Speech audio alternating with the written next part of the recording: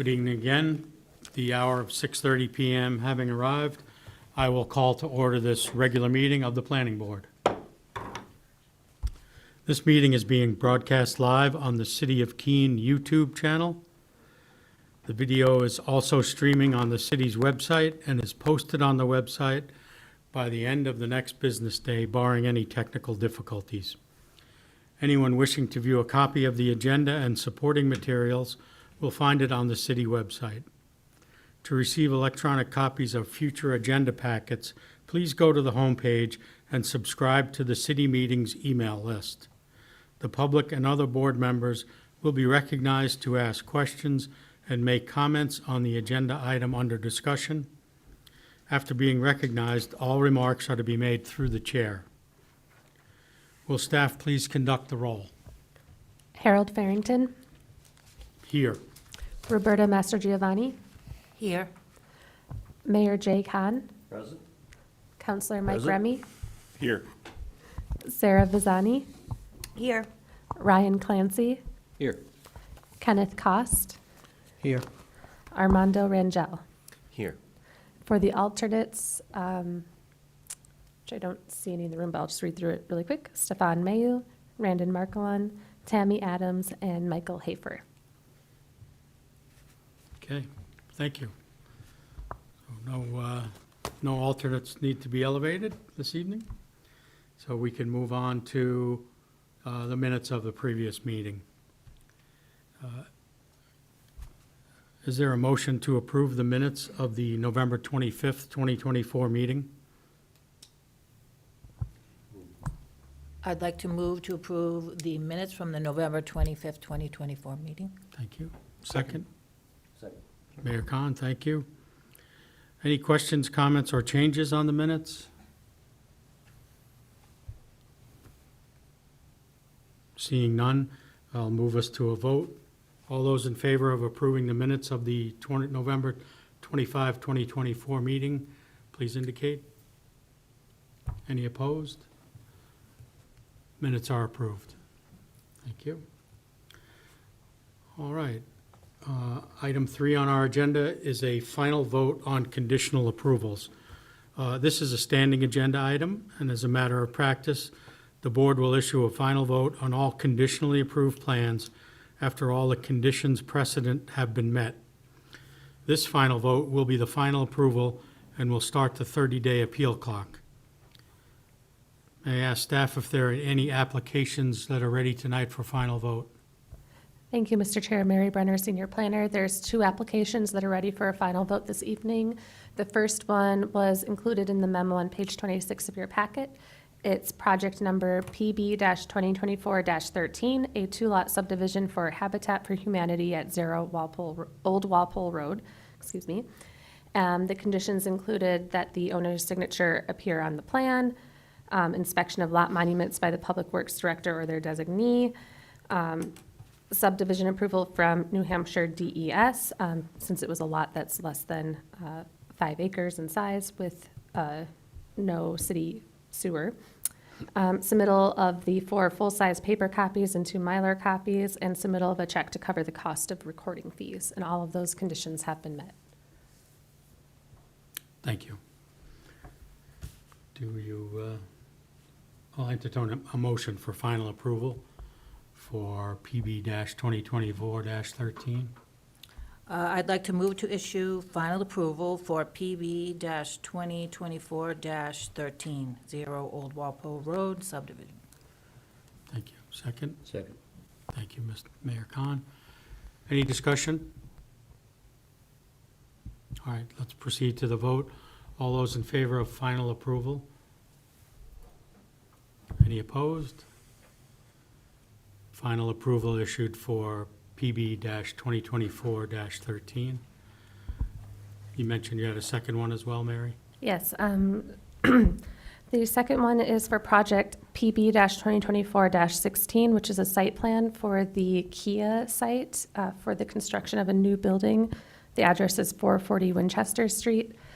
This application had several conditions of approval, including the owner's signature, submittal of 5 paper copies and a digital copy of the final plans, submittal of a security to cover the cost of sediment and erosion control measures, landscaping, and an as-built plan, submittal of an updated grading plan, state with a note added stating that annual drainage inspections shall be performed, and such documentation will be submitted to the Community Development Department.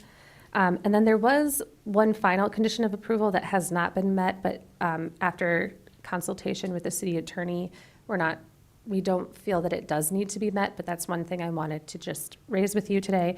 So condition 1E is submittal of draft easement language and any other legal instruments required for this application to the Community Development Department for review by the city attorney's office. The intention of that condition was due to the fact that the access for the site is off of an adjacent property. So typically, the planning board would require some sort of access easement or something to show that they are able to get access off of the adjoining site. In this instance, though, both sites are owned by the same owner, and so they cannot give an easement to themselves. It's possible, if you wanted to, you could put a condition that says if and when the parcel is sold in the future, but we felt that that's kind of, it would be a little bit vague and very difficult to enforce. So at this point, we think that just getting rid of that condition is probably the best way forward. Okay, But thanks. that's up Well, to you, yeah. All right, well, let's get the motion on the table, and then we can see what the board thinks about the Okay. easement. So at this time, I'll entertain the motion. I'd like to move to issue final approval for PB-2024-16, 440 Winchester Street. And a second? Second. Thank you, Mayor Khan. All right, any discussion? Well, what, people have any opinions regarding this kind of waiving of the requirement for an easement? Any comments? Mr. Cost? Thank you, Mr. Chair. So if we don't do this now, if the property is ever sold separately, I guess I'm thinking at that time, something would have to be worked out for the property to have value, that there would be access to it, and at that point, they might put something in a deed that you have access to this. So I would imagine it's gonna, if it ever has to happen, it'll happen. Yeah, The that's- property won't have any value. Yeah, I think that's my Yeah. understanding as well. Okay. No one's going to buy a property that they can't get to, so if they do buy it, they would put that in the sales agreement, I'm sure. So I'm comfortable moving ahead without the easement. So any other discussion? So let's move to a vote then. So looking for final approval for PB-2024-16. All those indicate such, okay. Any opposed? All right. Final approval issued. Thank you. Okay, now we'll move to our public hearing section. And we have one item on the agenda today. This is PB-2024-18, a cottage court conditional use permit for 133 Roxbury Street. Applicant Unicron Management, on behalf of owner Maharashtra Tarashtra Real Estate LLC, proposes conversion of an illegal 7-unit building at 133 Roxbury Street, TMP number 569-099-000, into 4 units. The parcel is 0.25 acres in size and is located in the high-density district. So, may I ask staff if they have a recommendation for completeness of this application? Thank you, Mr. Chair. This is Megan Fortson, one of the planners. The applicant has requested exemptions from submitting a grading plan, drainage report, traffic analysis, soil analysis, historic evaluation, and screening analysis. After reviewing each request, staff have made the preliminary determination that granting the requested exemptions would have no bearing on the merits of the application and recommend that the board accept the application as complete. Thank you. Can I get a motion for Because I have a- Councilor Remy? Thank you, Mr. Chair. I have a question, because as we go further in here, it seems like a grading analysis may be required and may be recommended as a potential condition. I don't know why we would issue a waiver as a complete application if we think that we need to pull that in later. I don't know why we would say that, yeah, we don't need the grading plan, if then we then later are gonna say we need the grading plan. Trying to understand that. Ms. Brenner? Yeah, so this happens occasionally where an applicant will request an exemption, and initially we're fine with that exemption request, and then upon further review or when new information is revealed, then we determine, or this board may determine, that more information is warranted, and that's typically fine. If you wanted to wait until a grading and drainage plan was prepared prior to opening the public hearing, that's fine as well. But you won't be able to open the public hearing until you do the completeness vote, which is why we were recommending that you accept it as complete, and then you can determine whether or not the grading plan is needed, if that makes sense. So if you feel like you already have enough information that you feel like a grading plan is warranted, then yeah, it's kind of up to you at this point, if you have enough information. I don't want to comment on the merits of the application without, but I'm looking at location within a floodplain and potential modifications to the parking that's going to be within that floodplain, and I don't know how we would go with that one.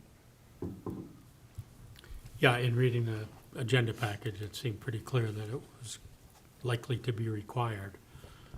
Yes, so in the initial submission, they weren't planning on making any changes to grading, which is why there wasn't a grading plan submitted with the initial application.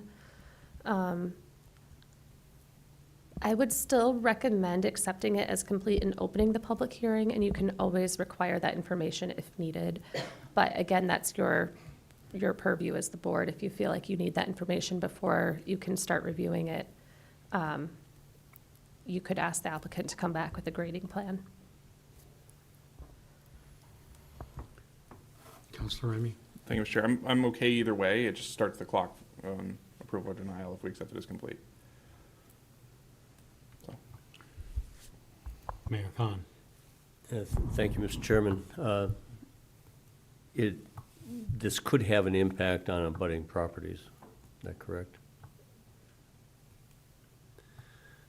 Hopefully abutters are here. Yeah, I'm sure the applicant is here and the abutters who wanted to be here are here, so I don't know. I'm inclined to go forward with it, but happy to take pushback. Okay. All right, so why don't we, thanks for your input, Counselor, but let's get a motion for accepting as complete. So I would move to approve PB-2024-18 as shown on the plan set identified as conditional use permit prepared by Michael Petrovic Architects, PLCC, at varying scales on November 7th, 2024, and last revised on December 13th, 2024, with the following conditions. Yeah, no, that's the application. Oh, okay. So you just read, So I would move to just find it as complete. find this permit as complete. Great. Second? Second? Thank you. All right, so we have a motion to accept the application as complete. Any discussion? Okay. So all those in favor of accepting as complete? Any opposed? Okay. So motion is complete. We can start the public hearing. So at this time, I would invite the applicant to present on the proposal.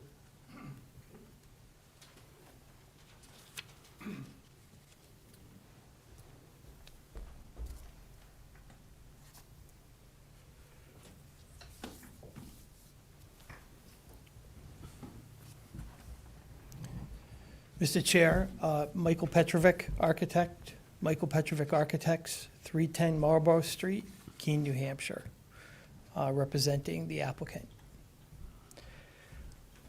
Our project here is to take the building that is currently 7 non-conforming units and to operate it as a 4-unit building. We've met on site with Mike Hagan and Mr. Wood from the fire department and gone through the building and come up with a plan to legally have 4 units in there which have egress. And so the first step was to obviously come before this board and get approval to do that. In order to accomplish that, we felt that we needed to provide adequate parking, and the issue around the grading plan just came up a couple days ago. Mr. Hagan, in reviewing it, realized that we had gotten a determination that the building itself is not in the floodplain, but then it was discovered that the part of the parking is in the floodplain. And so he, as the floodplain manager, said that as a condition of the building permit, we will need to create a grading plan which protects the neighboring properties from runoff. So we will be preparing that using a civil engineer to create that plan and submitting it with the building permit application. This application seeks to rectify a very serious problem in that building where the building is in difficult condition. The owner has recognized that and is supportive of moving this forward. His management company is Unicrom, who is the applicant and representative of the building, and he would like to solve this problem. And this seems like a very comfortable and good way to provide housing in the city and fix a problem that's been a bit of a headache for the city. We've met, as I said, several times on site with Mike Hagan and walked through it and have a comfortable plan that's code compliant to bring the building into conformity. Thank you. Okay. Did you want to share details, or you wanted to just, So the details of the building are that we will have. Great. Appreciate that. I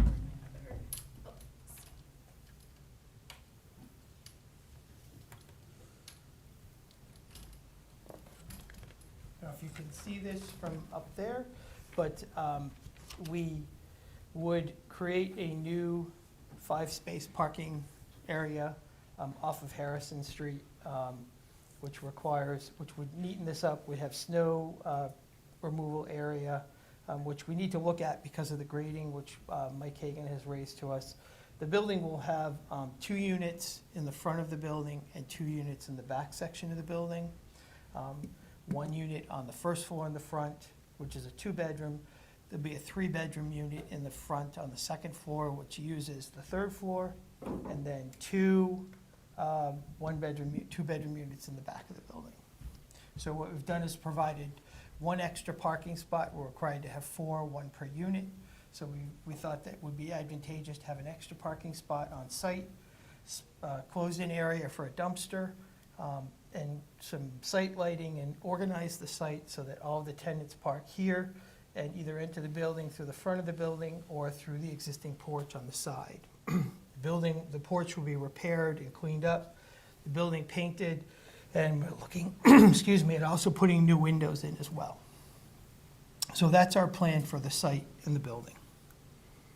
We can get egress through all of the existing doors. We don't need to create any exterior, other new entrances or anything like that. great. So other than cosmetic, no changes to the building No, footprint? architecturally, it's going to remain as it is. We want to maintain that same architectural feel, which is conditional in the neighborhood as well. Good. Board members have questions for Mr. Petrovic? Mayor Khan? Thank you. I'm wondering what the change in conditions are that are bringing this forward. So is there a new owner? It's been the same owner. There were some issues in the building which were brought to the city's attention, which brought Mike Hagan and the fire department out there to look at the building and realize that the building needed to be brought up to compliance. So the city issued a report back to the property owner? Yes. And the property manager's here. Ann, could you join me up here? State your name and your company and where you live. So I'm Ann Connor. My company is Unicorn Management. It's at 4 Terrace Street in Marlboro, and where I live. No, that's fine. It's like, you want to come visit? But what else? So just make what- sure your mic is on there. It's green. Green light, yep, okay, great.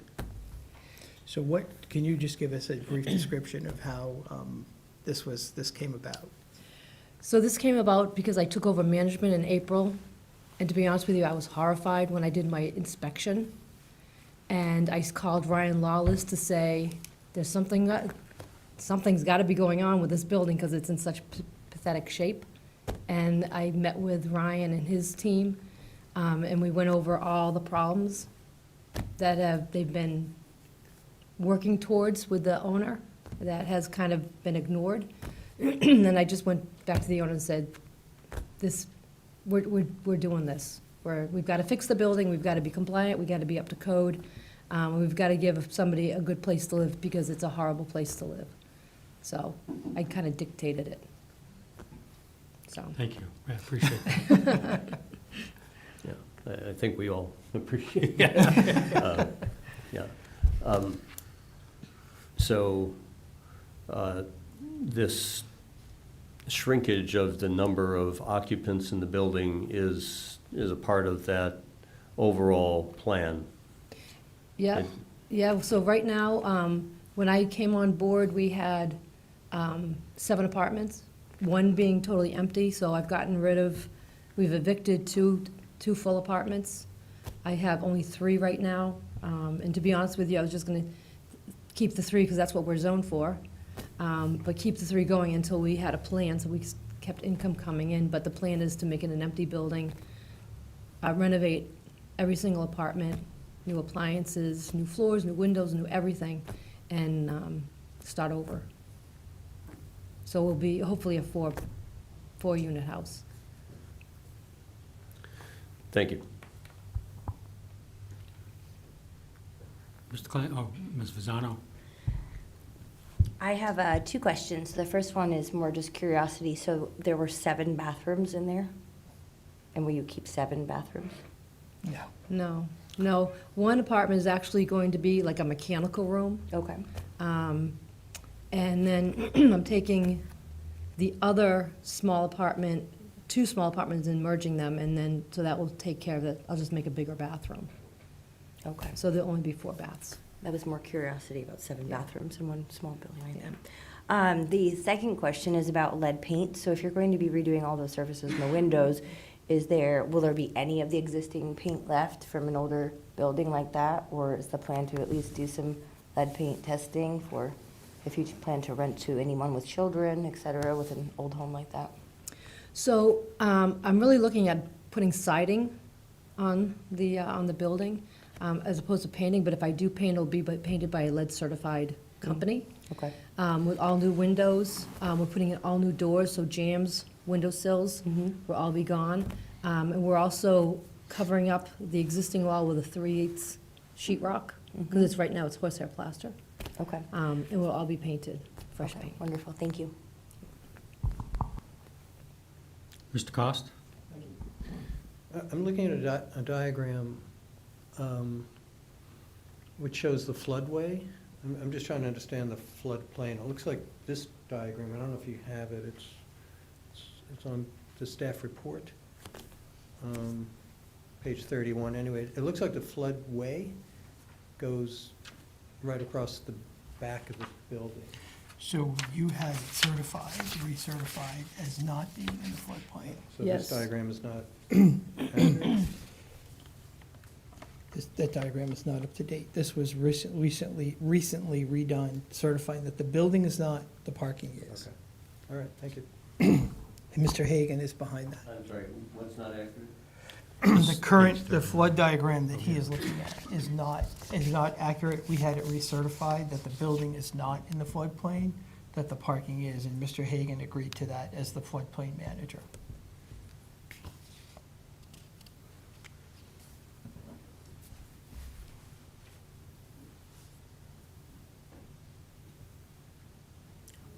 Mr. Clancy? Thank you, Mr. Chair. To go along with Ms. Manzani's question about the the bathrooms, did each unit also have a kitchen or kitchenette as well? It did. Yeah, yeah.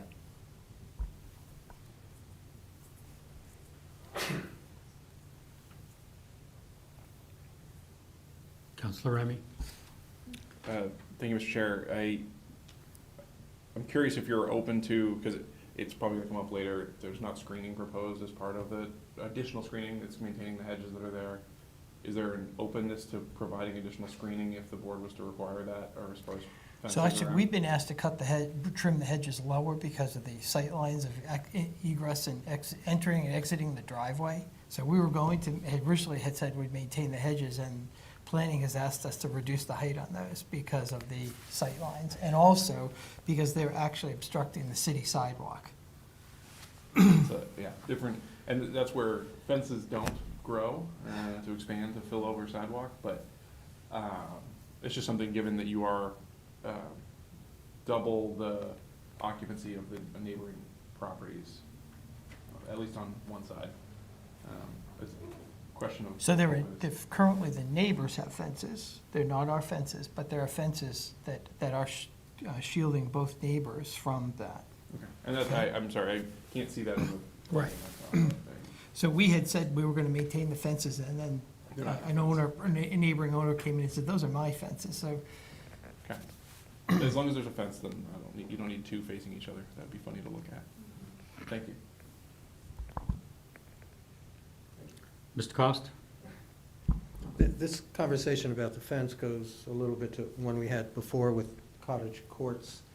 And the idea, I guess in the, I don't know what you call it, the idea of what cottage court would be, which is, in my mind's eye, multiple buildings, and there is a requirement for screening or fencing if there's a lower density units or house next to it. But then we did talk about, if you're gonna create a street, to have fences and hedges between every single building, when the exterior of the building is a house, that maybe we don't need to do that. And I think there was gonna be some discussion about that, that it might not be a positive thing between when you want this to look like a street with, a unified look of housing. So just to keep that in mind, that if the fences are there, they're there, but to require an additional screening, just because it's in the cottage court requirement, maybe isn't something I guess we could talk about or not make a requirement if people agree. So, thanks. Mayor Khan? Two questions, specific, the condition that is. Can you turn on your microphone, please? Caught me. The condition that exists at the Roxbury sidewalk, what is the plan to improve that? There's some reference in here that that's a current condition that is not very safe, or there's ponding of water at that site location. I thought that was on the Harrison Street side. Right, so Okay, there's, okay, on Harrison. yeah, so that's one of the things that we're addressing with this grading of the parking, is because the parking is currently causing ponding on the city sidewalk. So that's what Mr. Hagan has asked us to address. So we will be engaging an engineer to grade that area properly, such that that is eliminated. Okay, so that is on the side where the drainage issues exist. Correct. I'm going to ask the staff a similar question, but I'm curious of your thought. I don't think that when we created a cottage court overlay district that this was the kind of project that was envisioned. So I guess, because I assume that this is a area where multifamily is part of the zoning. So what is it about this site that you think, in this project, that you think the cottage court overlay is the most appropriate way to go, as opposed to just doing it within a multifamily residential zone? So The issue is that under cottage court, we could get an additional unit. And so it was suggested to us to take the cottage court approach. It is a big building. And the reality of it is to have 3 big units is less desirable than to have some smaller units that are less costly in rent and provide more housing. And so it was suggested to Unicron and to us by the city that we approach it through the cottage court zoning. So, if I may. Yeah, please So, continue. so it is because of the number of units that optimize the use of the property Yes, that is the reason for right, a cottage court overlay rather than a multifamily residence? correct. Because under multifamily, it's 3 units. And those would be very big units, which is really probably a less desirable thing from the city perspective too. Thank you.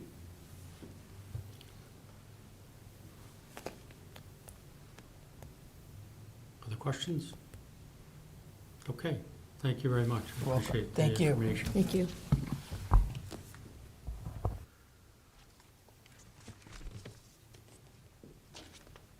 At this time, I would invite staff to provide their comments.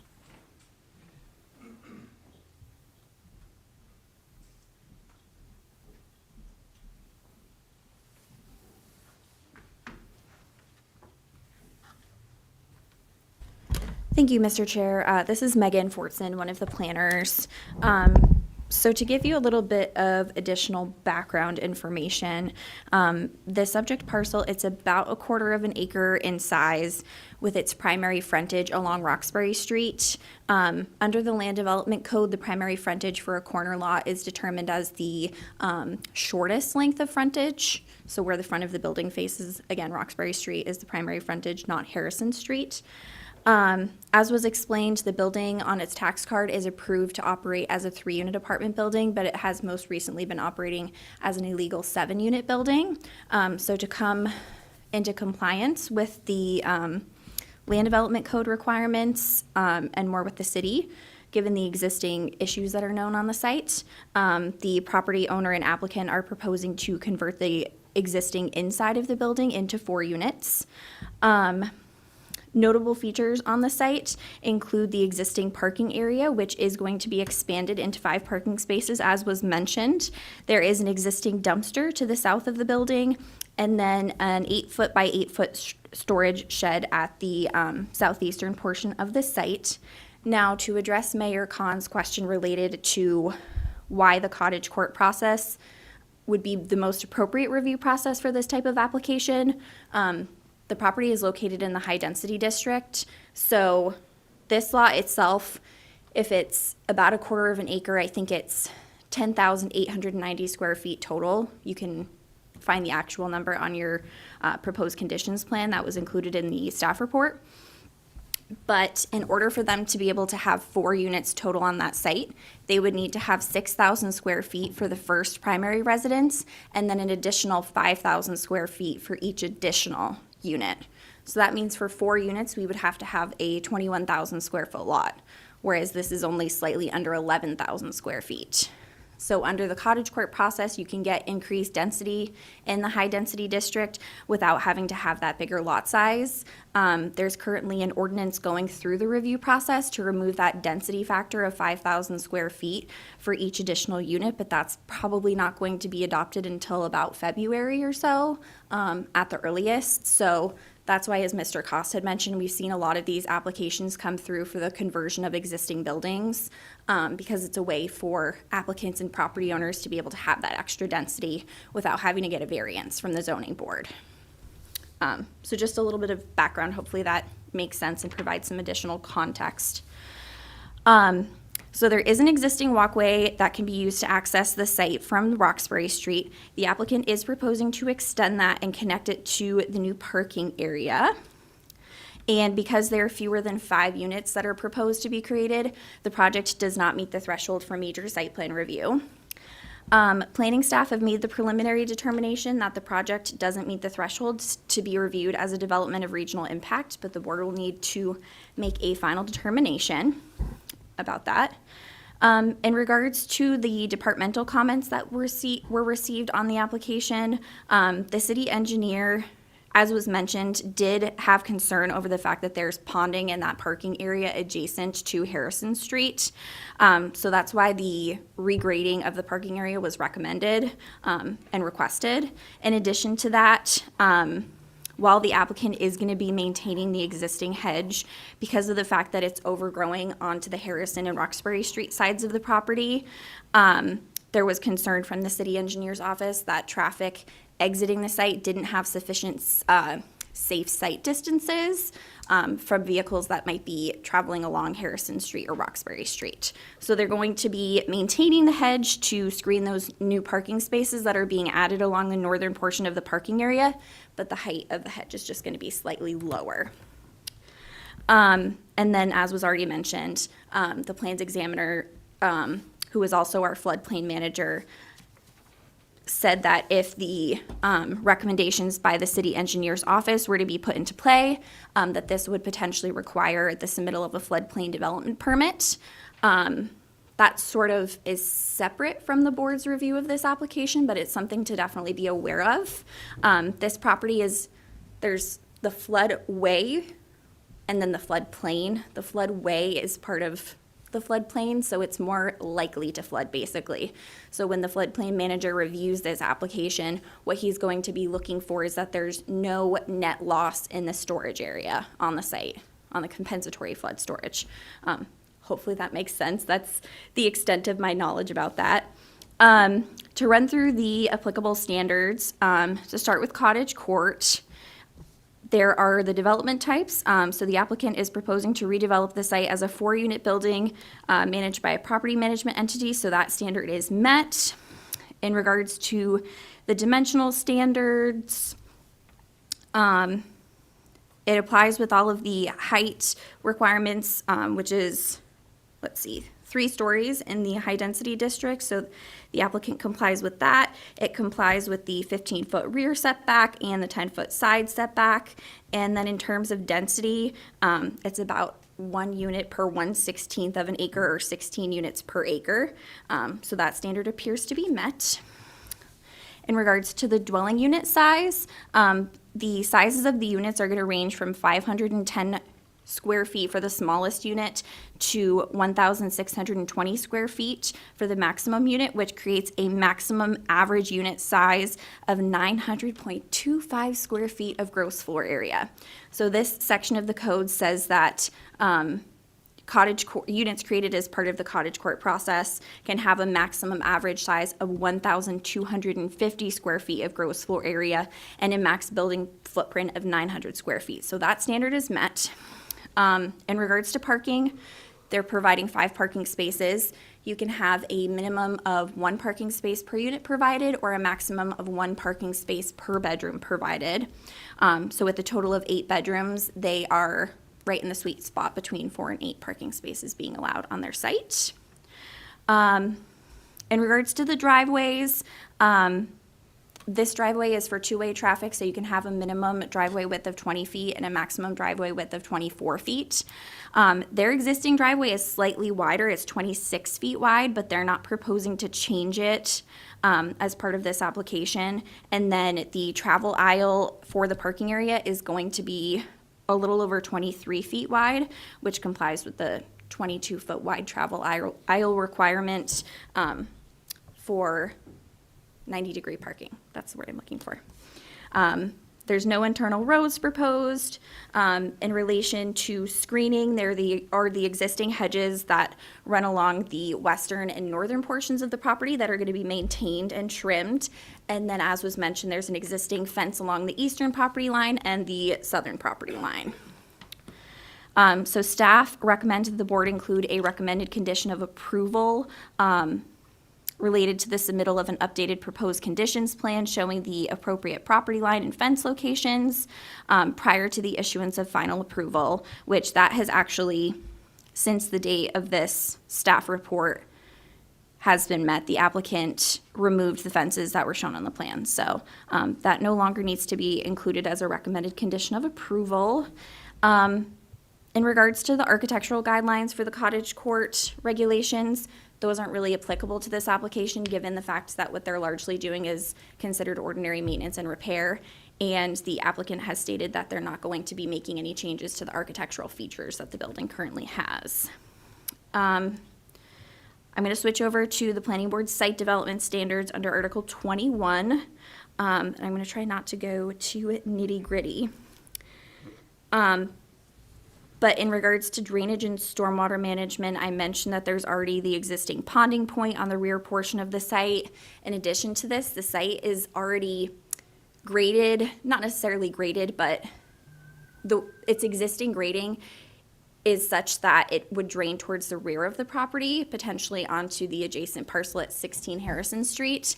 And so because of that, we recommend that as part of the parking lot changes, the board include the submittal of a grading and drainage report as one of the precedent conditions of approval. And then additionally, what was the other thing that I was going to say? Oh, the submittal of an approved floodplain development permit application as well. Same thing sort of applies to snow storage and removal. They do show a snow storage area at the southeastern corner of the property, but that's right where the water is going to drain onto the neighbor's property to the south. So again, we recommend that that be addressed as part of the grading plan that gets submitted, and that would be something that would be reviewed by the city engineer's office. No landscaping is proposed to be installed as part of the application, and the existing mature tree and hedge will be maintained, so that appears to be met. For screening, the project narrative says that there's not going to be any new mechanical equipment installed on the exterior of the building or the site, and that the existing dumpster is going to be screened by either a wooden or PVC fence, and the site itself will be screened by the existing hedge. So that standard appears to be met. There are 8 new wall pack light fixtures that are proposed to be installed along the western building facade, so it'll face Harrison Street. The proposed light fixtures that cut sheet that was submitted complied because it was full cut off and it had the correct color temperature, so that standard appears to be met. There's no changes proposed to sewer or water. And then in regards to traffic and access management, the expected traffic generation is going to be going down from 7 units to 4 units, and any increase in traffic that would come from it going from the 3 approved units to a 4th unit is expected to be very minor. In regards to filling and excavation, that just relates back to the need for a floodplain development permit to be submitted for this project. So I'm not going to reiterate all of that. In regards to surface waters and wetlands, the city's GIS database didn't show the presence of surface waters or wetlands, so that standard wasn't applicable. And then there isn't supposed to be any overall change in the overall visual appearance of the building, just, again, the ordinary maintenance and repair. So I included a recommended motion just for Roberta and Harold, whoever makes the motion. I think that we can remove number 1C related to the submittal of an updated proposed conditions plan showing the accurate location of fencing and property lines, because that was addressed by the applicant. And then everything else is as it remains. So I'm happy to answer any questions. Thank you. Questions for staff? Mr. Clancy? Thank you, Mr. Chair. When did the engineering report come in? Because it's been quite dry recently, so I'm wondering if it was prior to the last rainstorm or after. Oh, I apologize No, you're good. for cutting you off.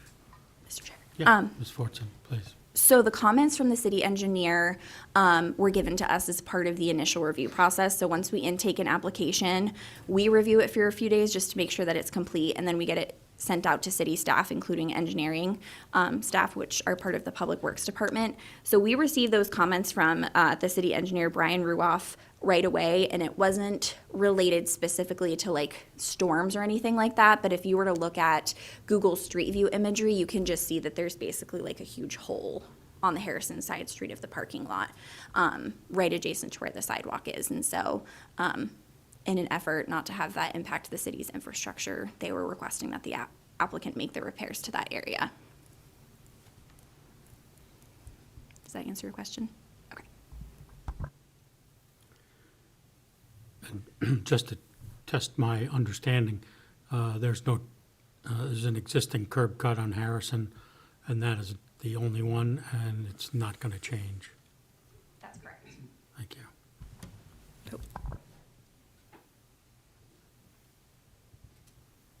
And just for my edification, the engineering comments, they use the terminology driveway reclaimed. I guess that means taking it up?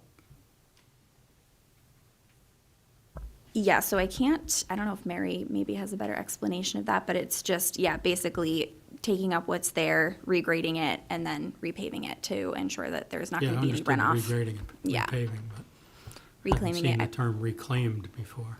yes, that's, we'll blame it on the engineers. It's an engineering term, so I don't. But I would say yes, digging it up, which is why the floodplain manager wants to see how those grades are going to be changing to make sure that there's not going to be any loss of flood storage on that portion of the site. Thanks. Mayor Khan? Yeah, thank you. I'd like to follow up on Ms. Vizani's question about full bath and kitchen. It states in the proposal that each apartment will have a full kitchen and full bathroom. And then I look at particularly I don't know, one of the second floor units that maybe was the cause of your question, I don't know, but certainly the bath area looks really small.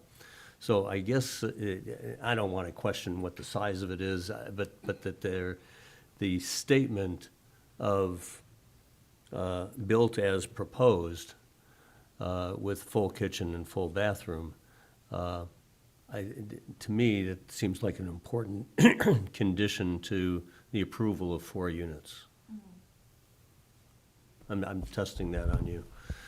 Mr. Mayor, Mr. Chair, may I ask a follow-up Yes, question, just Ms. to Byrne. clarify? Mr. Mayor, can you tell me what page you're looking at What in I'm the looking, packet? you Yes, mean yeah. for that statement or for the design? Yes, for because I'm wondering if you're looking at the existing or the proposed No, proposed on the Okay. left side of the proposed second floor. second floor, okay. Thank you. Relative to the other bathrooms and the other units, and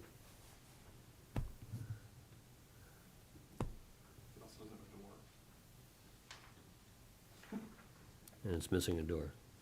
I think it's page 41, but I think it's still labeled first floor. Nope.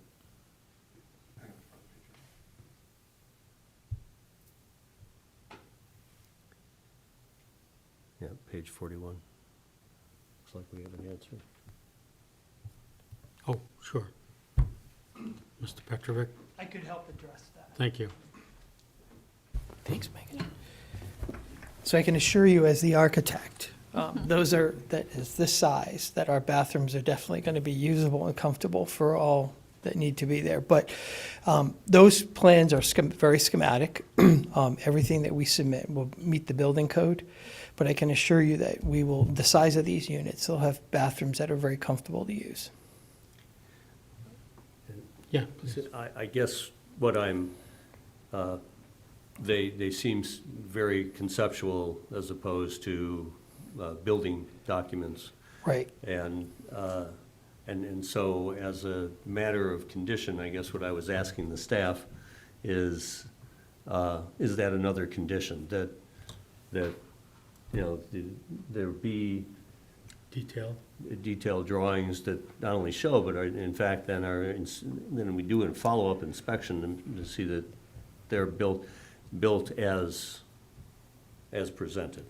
Well, I think we'll need to present, we will have to present those drawings for building permit to do this work. So I can assure you that Mr. Hagan will review those and be sure that they meet some level of acceptability. Yeah. But as a condition, I don't see why that couldn't be in there. And though I'm not staff, I wouldn't mind that as the So architect. it could be a friendly condition that you expect is just a matter of course for you, but Right. this could be a matter of assurance for us in offering an approval at this point. Ms. Fortson? Just to clarify, Mr. Mayor, so you are looking to add a condition related to what the interior of the building is going to be laid out as? It wouldn't be related to the exterior of the building or the site? Just because the planning board's purview really is just to any impacts or changes that are made to the building exterior or site. To provide a little bit of additional context, so Mr. Petrovic is correct, they'll have to submit a building permit application for any of the renovations to the building, and as part of that review process, because it's a commercial property within the city, a property is considered commercial once you get to 3 units and above. Planning staff are automatically sent a review as part of that building permit review process, and if we had any concerns about what was shown on the plans, we would coordinate with Mr. Petrovic or whoever it was who submitted them to get those questions answered. But we don't, even as planning staff, we don't review any of the interior changes. It's just the exterior changes. All of the interior modifications are addressed through the building permit and building code process, and then the applicable life safety standards that are reviewed by our building official and fire marshal. And if there wasn't so much of a question of 3 or 4 units, maybe this question would be, as you are suggesting, a moot point. But given that we're trying to get 4 units here, that it is the condition on which the cottage court is being used as I mean, I'm just, putting a few things together that say, I hope it's built, as it needs to be built in order to accommodate 4 units. Yeah, no, I think that that's a great concern and a great thing to think about. It's out of the planning board's purview once we get to the interiors of the buildings. That's really something that has to be handled on the code side. So where the current building configuration and also the condition of the building is not conforming, that's been handled by our housing inspector, Ryan Lawless. And if that continued to be an issue into the future after they got a building permit and after they did all of their renovations, that would be handled by the code enforcement part of our department. That's not something that would ever be touched by the planning side. So Ms. Brenner can further clarify, but I don't know that the board really has the ability to put a condition like that on an application like this, because you're really just approving the use and then approving the changes to the site and the minor changes to the exterior of the building. I guess Ms. Brenner, yeah. Yeah, good. Yeah, no, I think Elaborate. this is a really great conversation to have because with the cottage court, part of the use is the number of units, so I get where the mayor is coming from here. But I do think that we want to be careful to make sure that we're kind of staying in our lane. The building permit review process in Keene is pretty rigorous, is what I would call it. So applicants have to submit professionally prepared plans. It goes through the plan review, but then once it goes through the plan review, applicants have to call and get inspections done at key points during the construction process. So staff have eyes on the project from concept through the finish of any renovation work that's done. And planning staff are included on a few of those key inspections. So I think that we'll have it covered just through our regular process. But we do, as planning staff, review building permits to make sure that they meet any planning board approvals. And part of that would be making sure that whatever the final plans are, that they match the number of units that the board approved. But in terms of, so I think there's a kind of a nuance here where we would review it to make sure it meets like the number of units and the use portion of it. But then any like design details on the inside, that's all handled through the fire and building code, if that makes sense. So it's a little bit nuanced. I think I understand where you're coming from, and I think it's already covered through our regular building permit review process. Does that address your concerns, Mr. Mayor?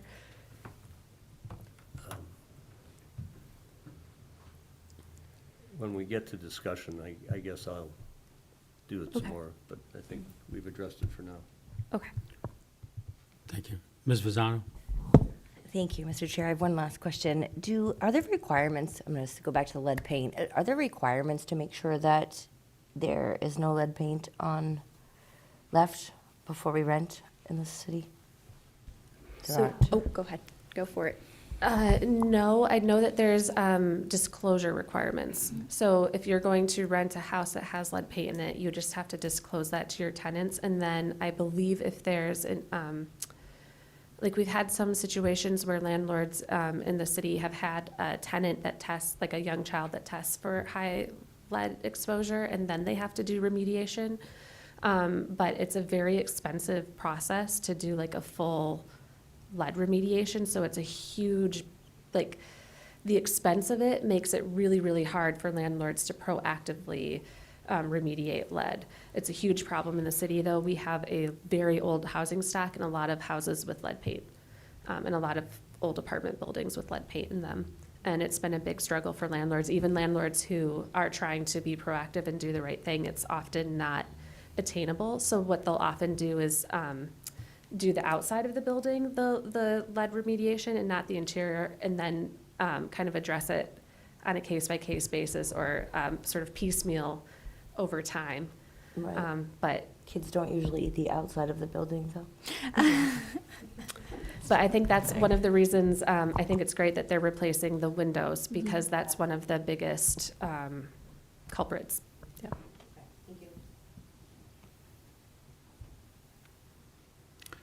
Thank you, Ms. Fortson. Thank you.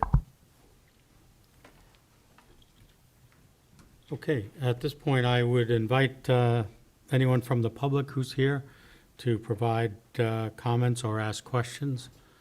I just see a show of hands of anyone who would be, who is here to comment on this proposal. No one, okay, all right. So with that, I will close the public portion. Okay. So at this time, I'll entertain a motion.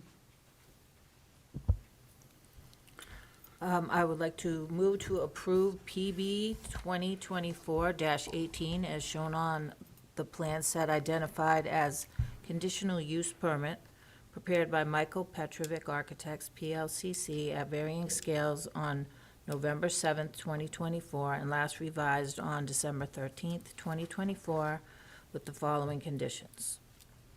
Prior to final approval and signature by the planning board chair, the following conditions precedent shall be met.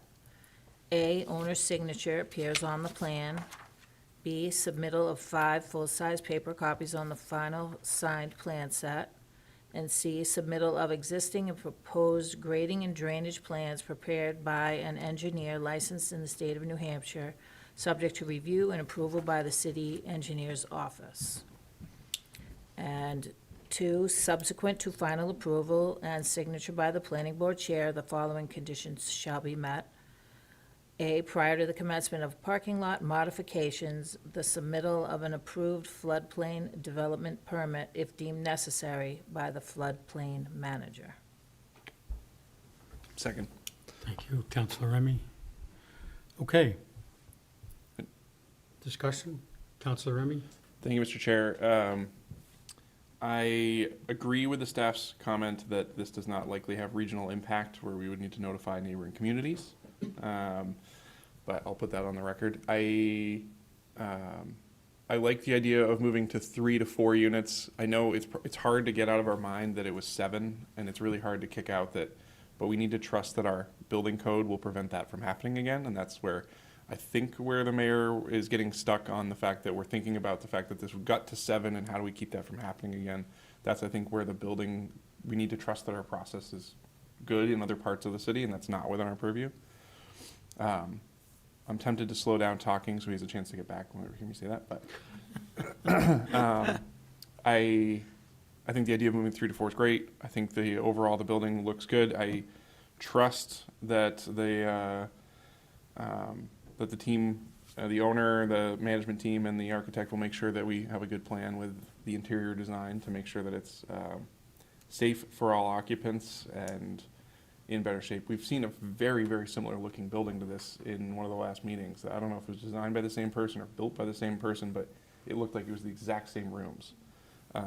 So I don't know what that was, but it's interesting to see 2 of these come before us in consecutive months, so. Well, I appreciate the application. Great. Ms. Visani?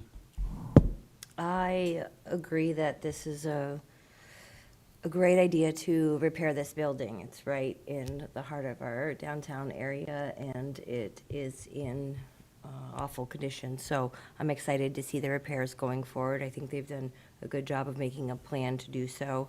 I think reducing it to the 3 to 4 is a great idea. I do think that the grading needs to be done, and I'll submit that report, and if everything is good there, I'd be happy to move forward with it. Councilor Remy, yes. Thank you. I just forgot to say, I hope when the team does submit the grading plan, if that ends up being a condition here, if we can include that in the packet similar to the, we have it with like, hey, this one's complete, we're gonna vote on it. If it could be included, because otherwise it's hard for us to see those and try to review it live in the meeting if it's on our desks. So just, if that would be included, that'd be great. You missed my comment saying, I think we're getting stuck on the fact that it's 7 and going to 4 instead of it's 3 going to 4. And we gotta trust that our building code will keep up with making sure that that doesn't happen again, that it gets to a point of being in a bad shape. So that was my other comment.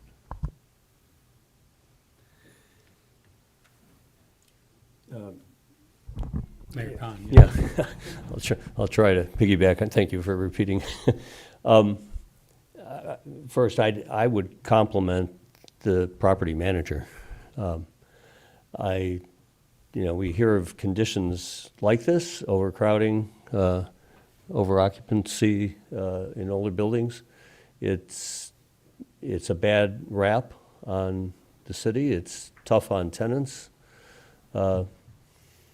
So I appreciate that you have followed through with your obligation as a good property manager to provide these kinds of improvements and recommendations to the property owner.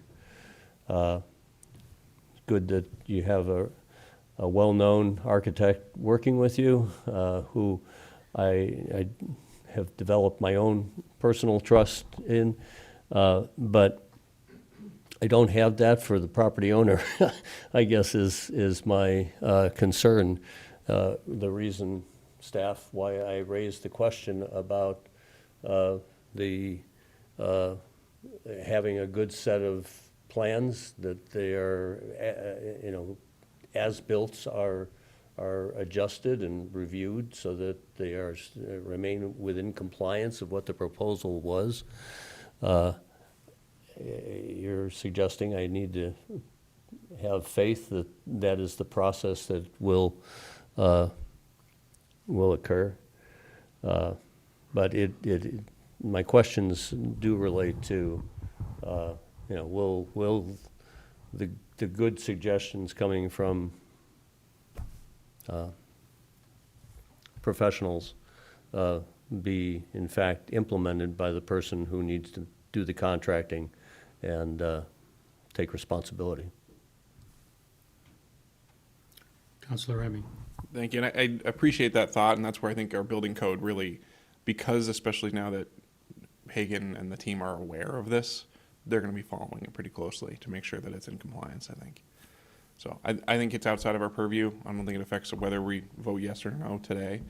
But I think it's, as a city councilor and the mayor, it's good to know these things are out there that we need to keep an eye on. As far as the planning board, I don't know that it's within our purview. Ms. Visani? I will piggyback, thank you, Mr. Chair. I'll piggyback on the comment that the permit process and the inspection process is rigorous, having been involved in it several times. So they will be checking along the way to make sure that it is done to the original standard or the current standard that we'd like it to be. built. So I'm very comfortable moving forward with the conditions that we have set forth in it.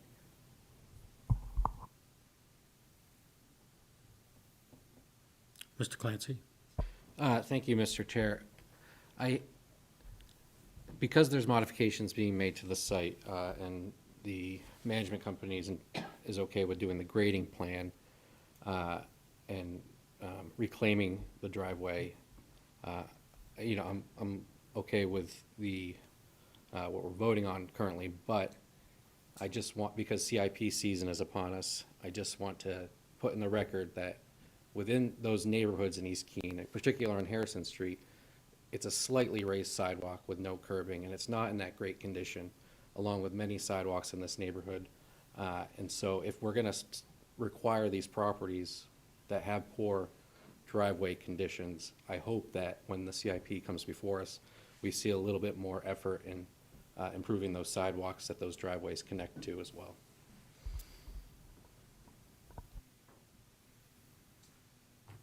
Mr. Cost? Thank you. I have a question. I'm not sure for who, but it's about lead paint. And I heard that the owner, the property manager, may repaint the building, which would mean you'd have to have a, professional, licensed person who deals with lead-based paint. Or you might put siding on the building. I don't know if that's like hardy plank or if it's vinyl, but I'm going to say it's vinyl. So if it's vinyl, does that just cover up the existing siding and you don't touch the lead under it? Or does, no, yes? I don't know who I'm asking. Mr. Chair, so if it's like other projects that I've been somewhat involved in, they would just cover up the existing siding instead of touching it, because once you start taking it off, it can Right. be bad. So, Okay. yeah. So that's, Okay, I'm seeing the property manager nodding her head, so hopefully I'm correct. okay. Thank you.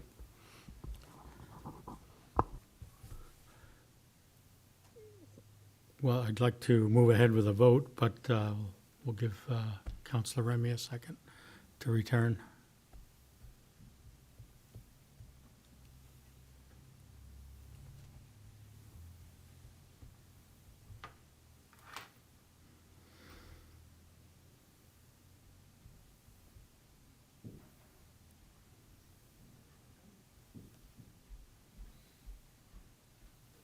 I hear footsteps.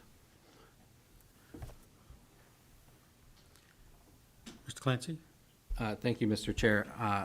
I'm okay with the motion as it is, but there was the conversation about the shrubbery along the sidewalks, and I don't know if board members would be in favor of including that in the motion as well, in maintaining that, keeping it off city property.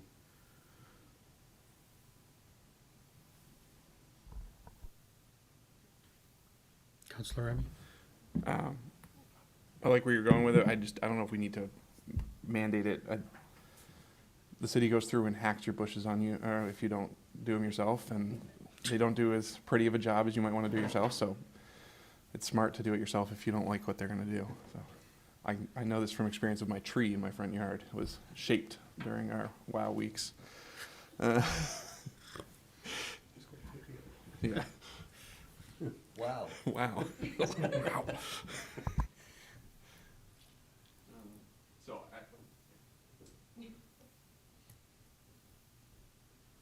Yeah, again, I think, putting a requirement on that's kind of a maintenance and ongoing, I think is sort of an overreach for the planning board.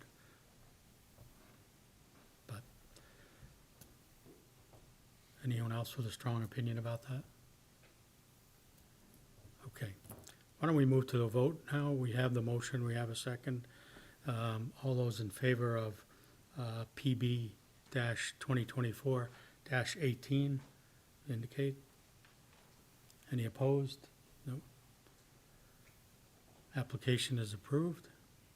Thank you very much. Thank you very much.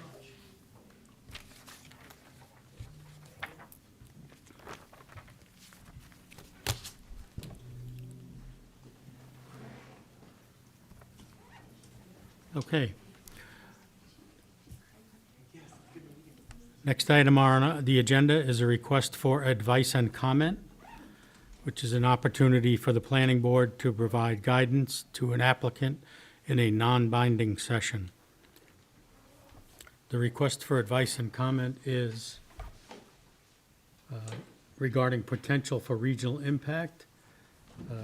Justin Dano of Granite Engineering, on behalf of G2 Holdings LLC, requests planning board consideration regarding the potential for regional impact as defined in RSA 3625 for a proposed expansion of the gravel pit at 57 Route 9, project EXP-01-22. The property is approximately 84.7 acres and is in the rural district. So I would invite the applicant at this time, and hopefully I didn't butcher your name too much. Not too bad.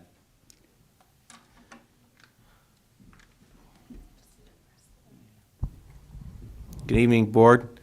I'm Justin Dano with Granite Engineering. I have with me Cody Gordon with G2 Holdings LLC.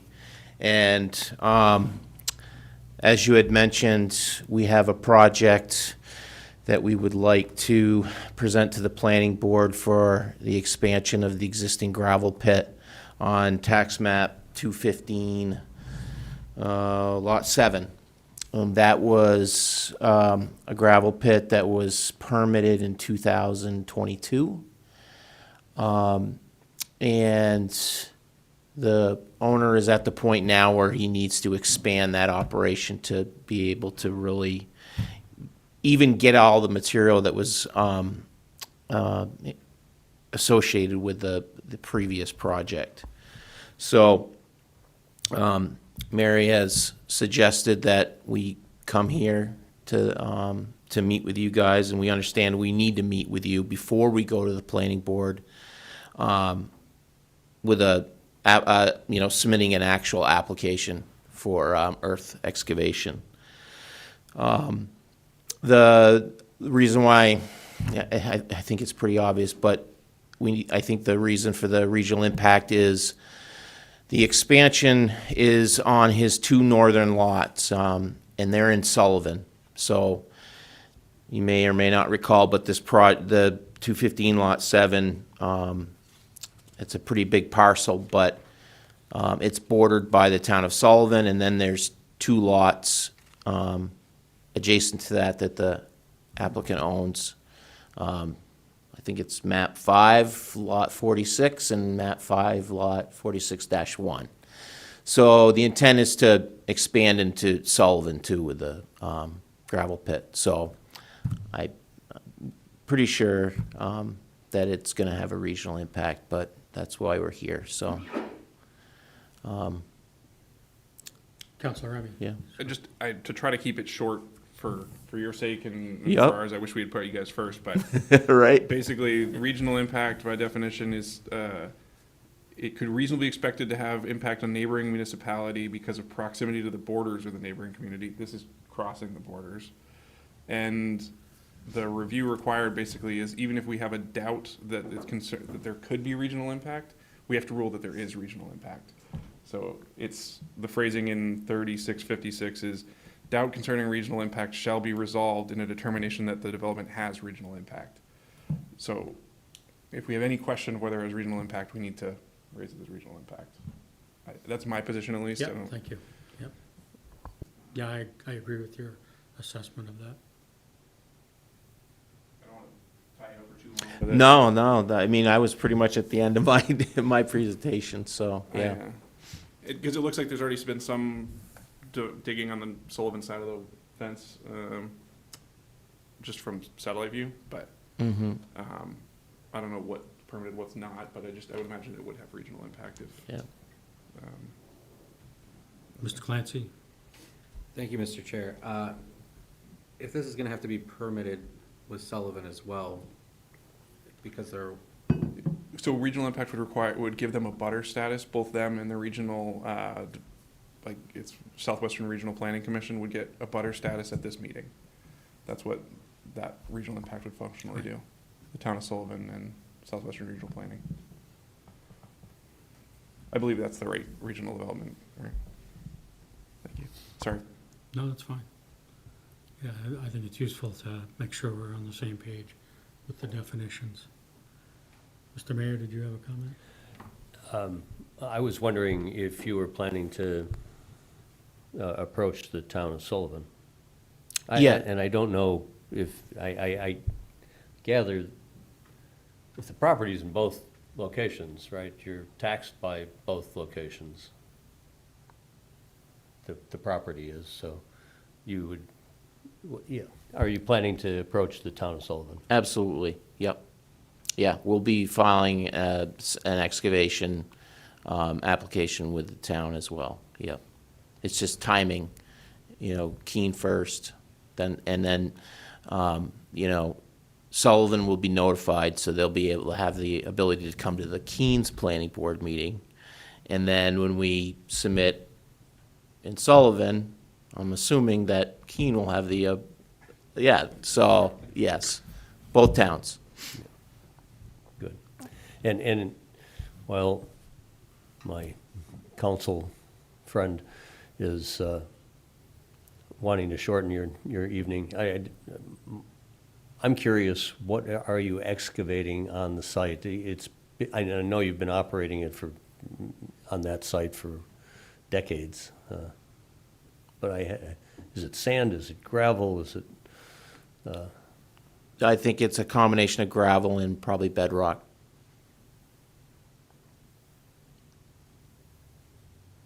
But we've only been running it for a couple of years. Yeah, they just got the permit, excavating permit in 2022, so that was Yeah. probably within the memory of most of the people here. Different pit? Is this on the corner of Route 9 and Sullivan Road? It's, Corner-ish. yeah, it's right, it's almost, I don't know how, I know, Across from Otterbrook Beach. yeah, Yeah, it's across Is from the the entrance. the and we Otterbrook own parking from, lot. Let's say, Otterbrook Beach to Granite Gorge. Okay. Basically on the opposite hmm side. and it's adjacent to the, what is that, the parcel, lot 8, the old facility. This is next to the former campground. Yes, yeah. Yeah. We own all of that. Yeah, You own the campground. Yes, sir.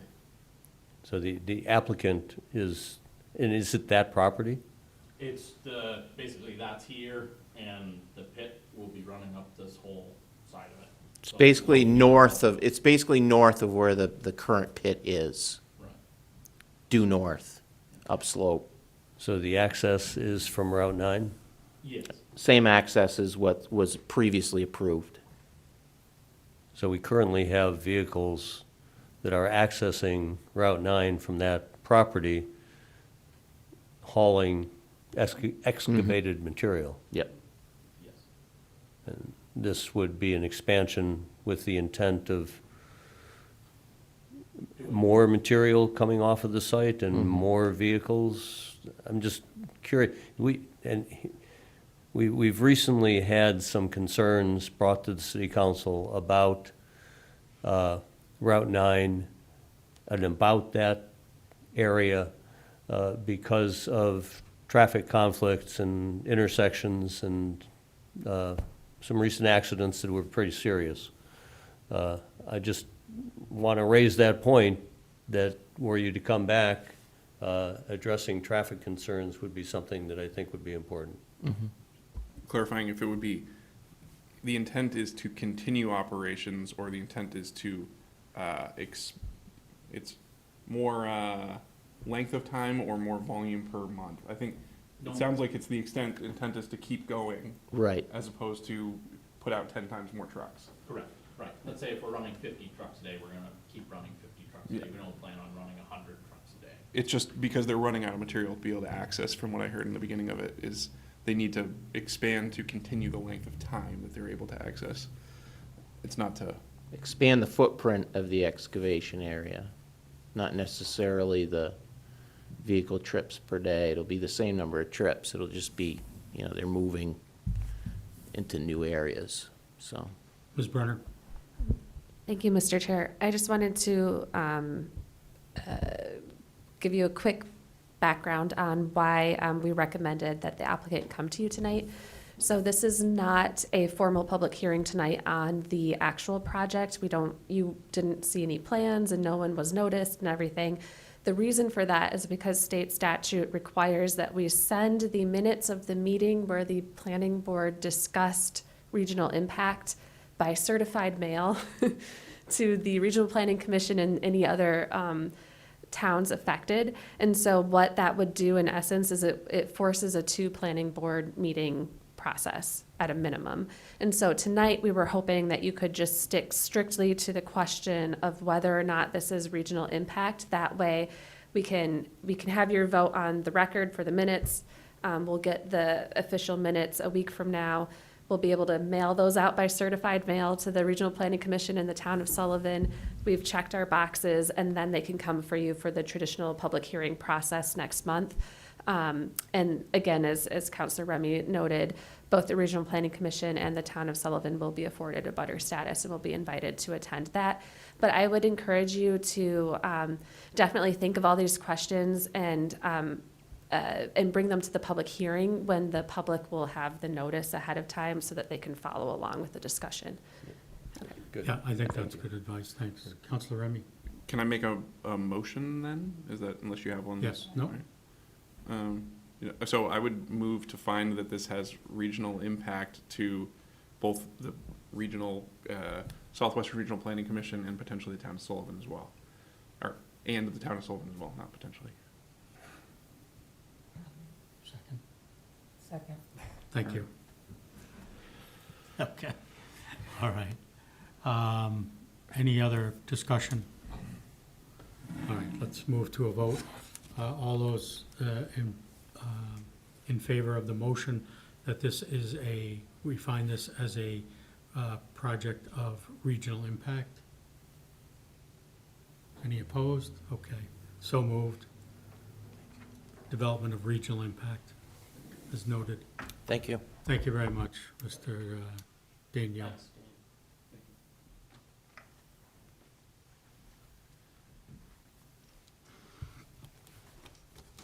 Okay.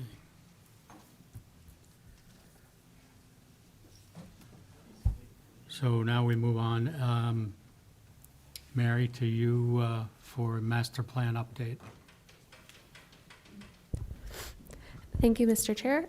For the master plan update for this month, we are still working with the task forces. So if you'll recall, out of the visioning phase, there were 6 sort of key themes or strategic pillars that were identified for the master plan. And for each of those pillars, there's an online discussion board at keenmasterplan.com. If you'll bear with me for a second, I was hoping to show those to you this evening.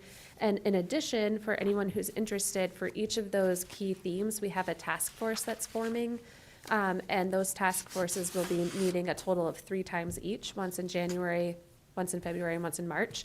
The topics are housing, so it's livable housing, thriving economy, connected mobility, which is around local and regional transportation, vibrant neighborhoods, adaptable workforce, and then the last pillar is flourishing environment, name somewhat up in the air. But those are the main topics. And then, again, there's going to be a task force for each of those meeting in 3 times, January through March. Simultaneously, we have these discussion boards that I wanted to show you really quick. Can everyone see my screen? Well, sometimes you have to give it a minute. No, okay, hold on 1 second. And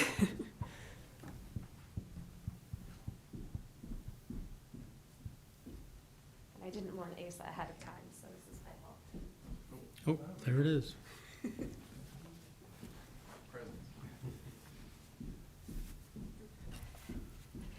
Knew that was going to happen. Okay, so this is the Keene Master Plan website. And up on the top here, you can see the discussion boards. So I'm just going to click on the first one, which is livable housing, just to give you a quick overview of what they look like. So each of the discussion boards has a section on history, related macro trends, what's currently happening in Keene, results from the community survey, like highlights that are relevant to the topic, highlights from the community snapshot report, which was the report that included all the socioeconomic demographic information, a section on the consultant's insights and potential trade-offs, and then at the very end, which you can just scroll to it right away, is the add to the discussion. You'll see with this one, I kicked it off with a comment, but you can read through the comments to see what other folks are saying. You'll see some people are like replying to each other, which is great. So yeah, we're trying to encourage people to take part in these, add to the discussion. What we're really looking for is information about what's currently happening. So if we missed something in those top sections that said, what's currently happening or what's the history, we undoubtedly missed a bunch of things there, right? That was just what we pulled from our own knowledge. So as you're reviewing these, if you see things that we missed that you think really should be highlighted, please email them to me, or you can leave it in the comments. We are reading them. And the other thing that we're looking for are ideas for actual things that the city can do. So this is how we're going to get some of the input for that implementation section of the master plan, because that's really what we're focused on right now. And we're hoping that these discussion boards will create a lot of fodder for the task forces to use when they're doing their work. So if you haven't yet, highly encourage you to take a look at the discussion boards, take part in the conversation, let us know, what are we missing, what should we be including on these that we haven't included so far. And if anyone is interested as well in joining a task force, there's still time. So just let me know. Thank you. Any questions for Mary? Mr. Clancy? Thank you, Mr. Chair. I just have a question since I've been out of the loop for a little bit. What are the big, if there are any, what are the big things on our current master plan that are either being checked off or found not as important that we're seeing with the update?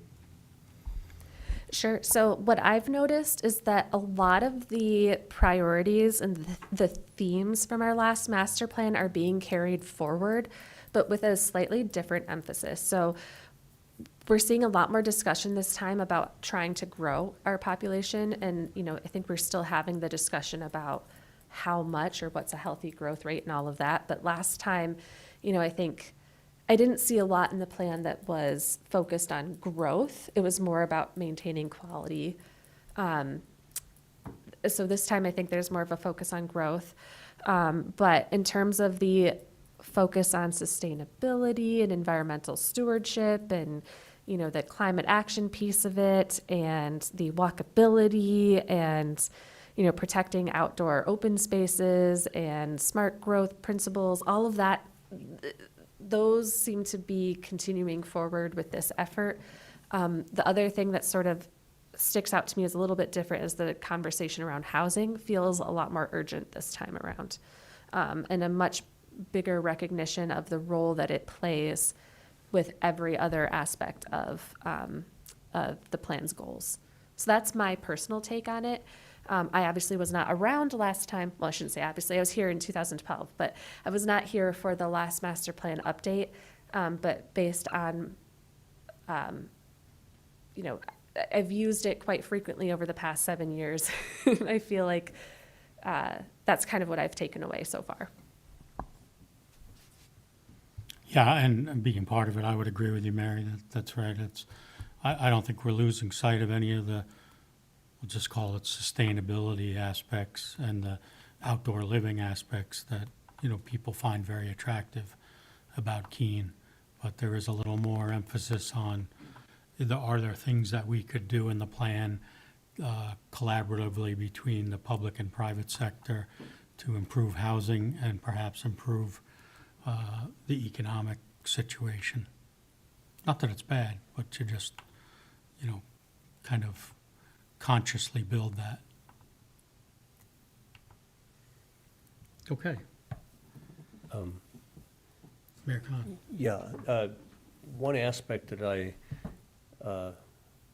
think is a challenge for the staff is how this plan will translate into zoning and land development code updates. And I don't know how, I mean, I think that is a staff challenge. I don't think the master plan committee is well comprised to, and I don't think our consultants are well engaged in our land use code and so I'm just raising that I think there's some expectation that those additions are an artifact of the process, and the process doesn't immediately show that that's an extension and an outcome, and just, I think it's a challenge. Yeah, excellent point. I think there's a lot of hard work in that we're not necessarily on a path that's obvious of how we get there. Or even who's capable of doing it. Obviously, staff is, but not too many others. Yeah, I think that together with our conversation we've had about the data that will Right. ground this so that Yeah. we've got benchmarks against which we could then look back and say, if we move the needle, Right. I think these are two of the connections that are not immediately apparent. Ms. Brenner? Yeah, thank you, Mr. Mayor. You bring up a really great point, which I have not talked about a lot, which is the future land use section of this effort. So this whole master plan update started with the renewal of the community vision, and we're not doing the future land use section until the very end, which I think is the piece that ties it most closely back to our land use regulations. And that was done deliberately because we felt that it made sense to do the future land use piece at the end after we'd already done the community vision and we talked about like the actions and everything that people wanted to see the city take. But that will be a very large component of this process kind of towards the end.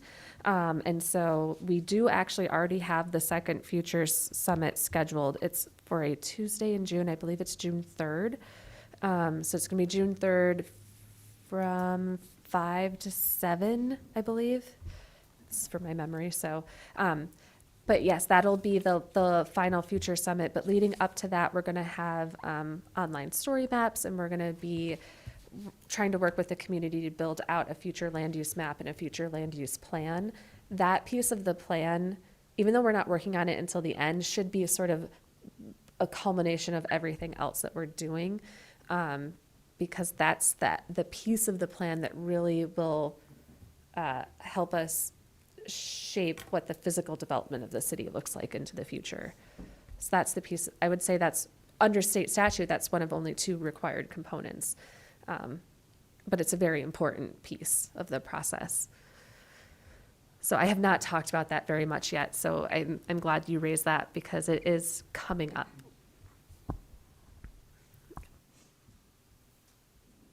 Okay, thank you. Given that it's already 8, I am going to recommend that we do not go through the training at this time, as long as that's okay with you, Mary. Okay. So let's move on then to the adoption of the 2025 meeting schedule. That meeting schedule is included in the packet. It's not really controversial, but we do have to vote on it.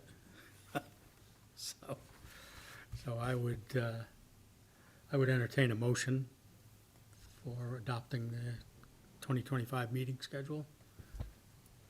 I'll move to adopt the 2025 meeting schedule. Second. Counselor Remy, second. Craig, any discussion? Okay. Let's move to a vote. All those in favor? Any opposed? 2025 meeting schedule is adopted. Thank you. That brings us to staff updates. No staff updates. New business, are there any items of new business that board members would like? Oh, sorry. Sorry, Mary? I forgot. There is an update. I just wanted to let you all know, because you've played such a huge role in this, but the City of Keene applied for and received the Housing Champions designation. A big portion of that was all of the zoning changes that you have been working on as a board. So I just wanted to let you know, we received the Housing Champions designation, which opens up the city for some grant funding opportunities. Yeah. Great. Housing funding champion, or housing building champion, what is it? It's the Housing Champions designation Housing champion program, I think. designation, okay. Well, I think you deserve most of the credit for that, Mary, and thank you. Okay, back to new business. Any new business anyone would like to see? Okay. That being the case, I would like to mention a few upcoming dates of interest. Joint Committee of the Planning Board and the Planning License and Development Subcommittee, January 13th, 6:30 PM. Planning Board Steering Committee, January 14th, 11 a.m. Planning Board Site Visit, January 22nd, 8 a.m., to be confirmed, pending on the applications in front of us. And then finally, our next meeting of this board is on Monday, January 27, 6:30 PM in these chambers. And with that, I will call this meeting at 8:08 PM. Thank you, everyone.